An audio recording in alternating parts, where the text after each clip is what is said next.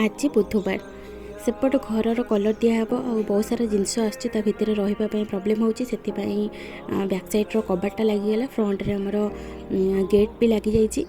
देखो मु भजा भजी आ सुखा भजा टी बनईदेली आमर एपट घर रूम रे जमीक बाकी थी टाइल कम सी भी लगा लगी चली नड़िया गछ गोटे आमर होता से नड़िया बिल्कुल भी फलूनी गछटा टी पवन माड़ हो तो सेटा को आज कटा हो गला आ गोटे दुटा नड़िया कौन बाहर मुझे पनीर तरकारी बनाऊँगी।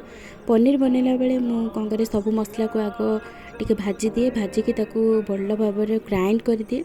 ग्राइंड कर सारापर तार गोटे भल स्मूथ बैटर हो जाए तापर मुझे भलसे कषि दिए और गुंड मसला जितक अच्छी तादे आड कर दिए कर सारापर अमूल देकी मु जहाँ किसी परिबा छाणीदेवी। आज तो मुझे खाली नॉर्मल पोटल और पनीर बनाऊँगी से पकईदी खावाई बहुत टेस्टी लगे। वीडियो भल लगे सब्सक्राइब करदेवे। रोज नमस्कार, जय मां दुर्गा।